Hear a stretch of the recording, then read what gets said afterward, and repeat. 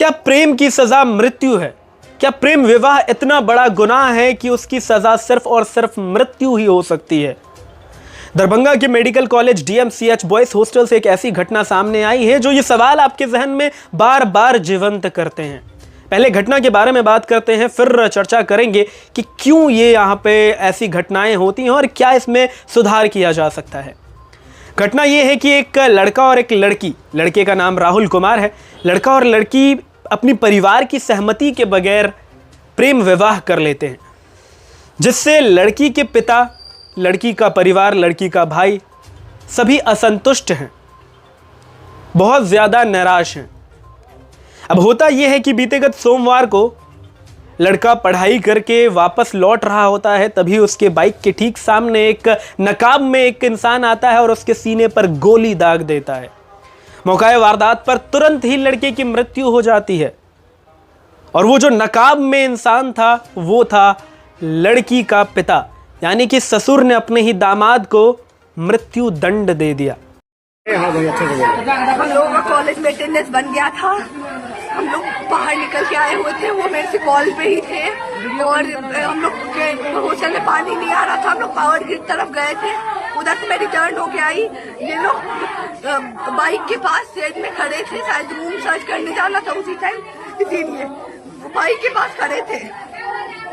Black नकाब में एक आदमी आया और मतलब उसके पास एक बंदूक था, वो दिखा के। ब्लैक आदमी कौन था? वो पूरा मेरा पापा है, Prem Shankar Jha. He killed, he shooted my husband right here, मेरे आंखों के सामने।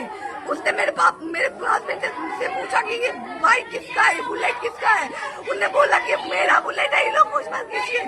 और वो उसको डायरेक्ट शूट किया, भागने लगा और मेरा हस्बैंड दौड़ के मेरे तरफ आए।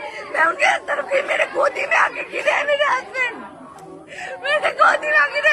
उनको पकड़ के लेके आए।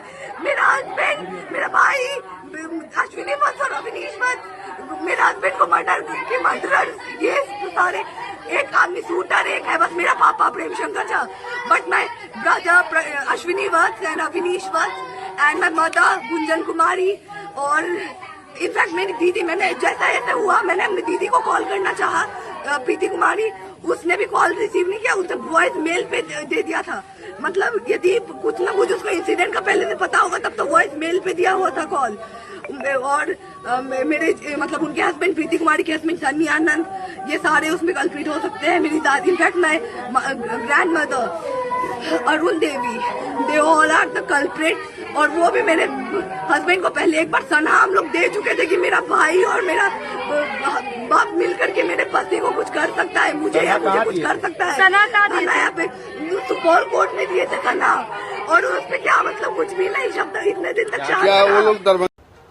लेकिन सवाल यह है कि ससुर को किसने अधिकार दिया कि किसी का जीवन आप छीन ले?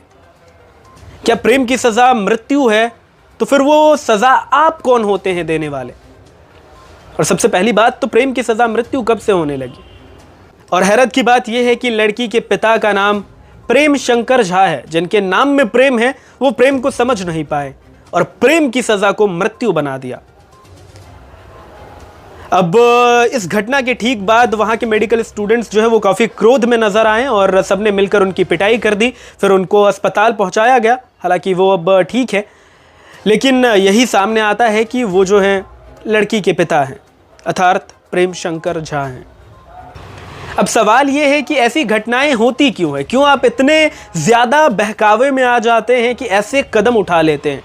इसका सबसे बड़ा वजह जो मुझे पर्सनली लगता है वो ये है कि आप अपने व्यक्तित्व को बहुत कम प्रधानता देकर इस समाज को ज़्यादा प्रधानता देते हैं।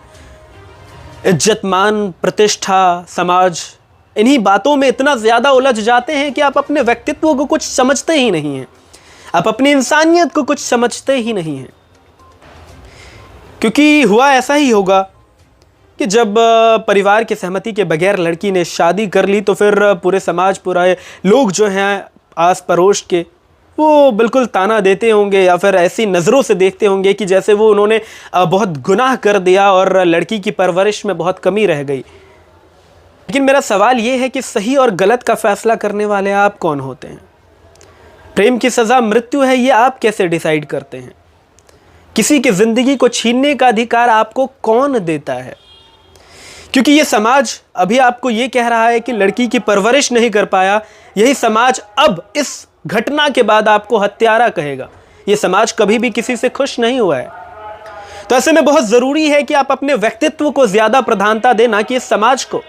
खैर, इस वीडियो को ज्यादा से ज्यादा शेयर कीजिएगा ताकि और कोई राहुल कुमार मंडल जो है बिहार में ना देखने को मिले, और वो जो मानसिकता है कि प्रेम विवाह जो है वो गुनाह है, वो मानसिकता से लोग बाहर निकले।